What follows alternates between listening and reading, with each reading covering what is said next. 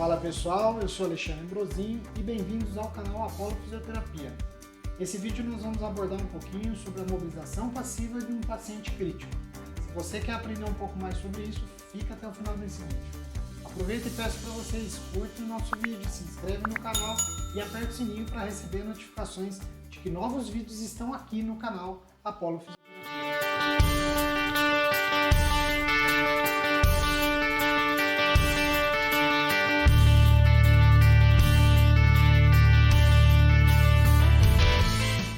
Bom pessoal, então nós vamos falar sobre mobilização passiva do paciente crítico, no paciente crítico. Para isso, eu fiz um levantamento bem breve com alguns artigos sobre a mobilização passiva do paciente crítico. E nós vamos colocar esses artigos aqui para vocês. Vejam só. Então, eu levantei, fiz um levantamento desses artigos que eu vou abordar com vocês nesse vídeo. E eu vou falar cada um deles, o objetivo desses trabalhos e qual foi a conclusão que eles chegaram. Bom, então vamos lá. Em relação ao primeiro artigo, esse primeiro artigo é um artigo de 2010. Esse artigo ele tinha como objetivo avaliar então, investigar como que os fisioterapeutas avaliavam e como eles traçavam as condutas de movimentos passivos, e por que eles realizavam, qual que era a justificativa. Então, pegava lá, então, quanto à avaliação, a prescrição, o tempo e o motivo da internação, intubação e sedação dos pacientes. Normalmente, eles avaliavam a ADM dos pacientes, porém, não era a avaliação feita de todas as articulações e 100% dos terapeutas faziam uma avaliação visual, não usava nenhum outro método de medida. O critério para a mobilização passiva, então, era que eles determinavam que visualmente tinha perda de ADM, redução comparado ou com a normalidade ou com o lado contralateral, e que eles acreditavam então que a função da mobilização passiva seria manter a ADM, preservar a função e manter a extensibilidade do tecido. Outro artigo, esse outro artigo, que é um artigo também de 2010, então ele estudou o efeito hemodinâmico metabólico da mobilização passiva de membros inferiores nesses pacientes que estão submetidos à ventilação mecânica. Então é um estudo, um estudo pequeno, com 5 pacientes, chamado inclusive pelos autores de estudo piloto, onde ele avaliou o consumo de oxigênio em pacientes sedados e eles realizavam a movimentação cíclica passiva de membro inferior.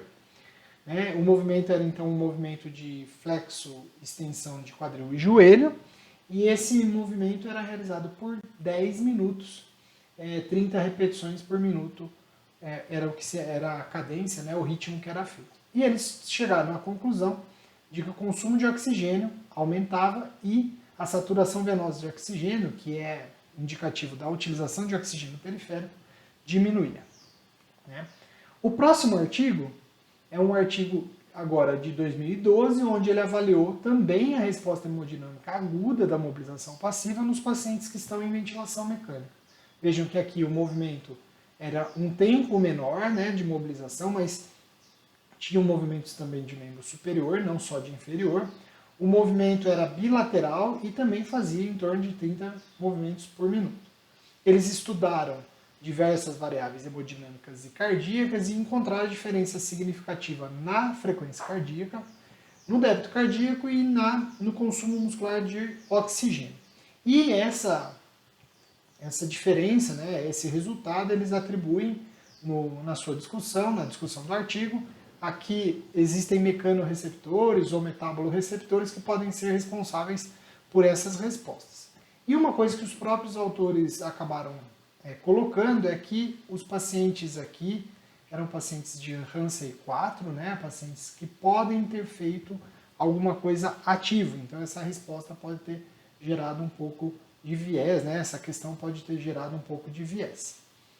O próximo artigo, um artigo de 2013, onde ele tinha como objetivo identificar então também respostas fisiológicas, são respostas hemodinâmicas e respiratórias, aqui é chamado de fisiológica, a dor e resposta inflamatória. Para isso, então, para avaliar a resposta fisiológica, dor e resposta inflamatória na mobilização passiva, Eles pegaram então a frequência cardíaca, a pressão arterial, a pressão intracraniana e a saturação. Para avaliar a dor, eles usaram uma escala de dor e a resposta inflamatória, as interleucina 6 e interleucina 10. Eles realizavam 20 minutos de movimento passivo de membro inferior, 20 movimentos por minuto, tá vendo? Então varia um pouco de um estudo para o outro o número de repetições. Não houve alterações significativas, diferentes dos outros artigos, nas variáveis hemodinâmicas e respiratórias. Teve uma diminuição da dor 5 minutos depois do exercício e diminui também a interleucina 6, uma resposta inflamatória menor, portanto. Esse artigo é um artigo de 2017, onde foi testado, né, o cicloergômetro junto com a fisioterapia chamada de convencional na força, no tempo de VM e na internação de pacientes em UTI e tempo de UTI e de hospitalar, né, de internação hospitalar. Então, os pacientes sempre estavam lá sedados com uma sedação leve. Foi avaliado o MRC para avaliar a força, né? Então, no primeiro dia que ele estava colaborativo e no último dia dele, dentro do estudo, eles avaliavam o MRC. O ciclo ergômetro passivo era de 20 minutos com 20 ciclos por minuto. E não houve, né, diferença significativa no tempo de VM, no tempo de internação, nem UTI, nem hospitalar. E houve aumento, né, de 8,45 pontos no MRC avaliado nesse estudo.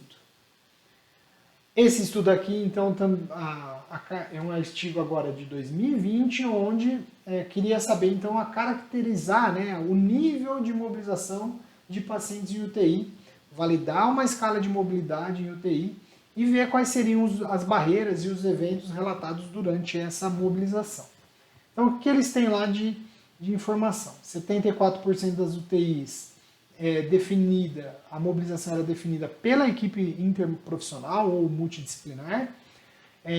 O protocolo, eles tinham um protocolo de 91% das UTIs de sedação e avaliação da dor, 74% de delírio, despertar diário em 91% dessas UTIs, TRE em 80% e 51% desmame da ventilação mecânica tinha protocolo. Pacientes menos graves e que ficam na UTI são os mais mobilizados. Somente 7% dos pacientes em ventilação mecânica fizeram mobilização ativa e 58% tráqueo e 50% na não invasiva. Então, 58% dos pacientes traqueostomizados foram pacientes que fizeram ativo e 50% dos que estavam em não invasiva fizeram ativo.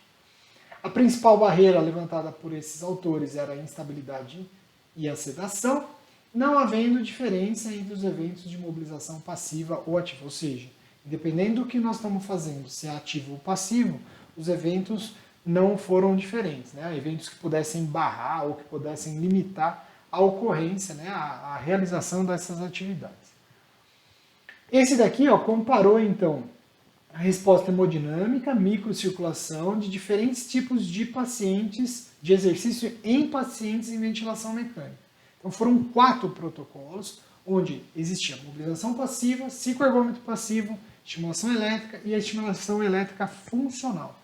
Os pacientes, então, foram avaliados, avaliou-se, né, o volume de ejeção, a pressão arterial, a pressão na artéria pulmonar e estudou a microcirculação. Então, observou somente que houve alteração no volume de ejeção, na frequência cardíaca e na pressão arterial média após a realização da estimulação elétrica funcional, tendo aumento nessa pressão arterial média, na frequência e no volume de ejeção. E a PAM também aumentou após o cicloergômetro passivo. Esse daqui é um estudo de 2016, onde avaliou então a segurança e a viabilidade e a realização de movimentos cíclicos de membro inferior em pacientes críticos. Então eram pacientes que faziam 30 minutos, 6 dias por semana de cicloergômetro, esse cicloergômetro de movimentos cíclicos com o cicloergômetro. Então inicialmente era passivo e depois eles passavam para ativo. Então eles estudaram lá sinais vitais, a segurança e viabilidade e perceberam que tem somente 2% de eventos adversos. Sendo assim, né, considerando viável a realização, e eles começaram lá a fazer esse tipo de mobilização exatamente 3 dias depois da internação desses pacientes. Bom, pessoal, então assim, a mobilização passiva é algo ainda muito discutido, é algo que nem sempre tem a eficiência que precisa ter. Então, a orientação que a gente deixa após esse vídeo é que, para você ganhar a funcionalidade do seu paciente, é que você faça a mobilização ativa, os exercícios ativos. A mobilização passiva somente mexe com algumas variáveis hemodinâmicas, mas como a gente viu, não vai mudar tempo de internação, não vai mudar tempo de ventilação mecânica.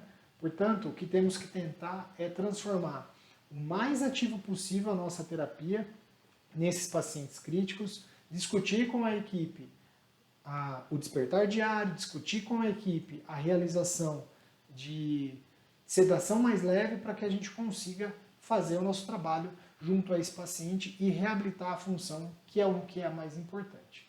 Tá bom? Espero que vocês tenham gostado desse vídeo. Deixe os comentários aí se vocês quiserem. Também compartilha com os amigos. Até a próxima aqui no canal Apollo Fisioterapia.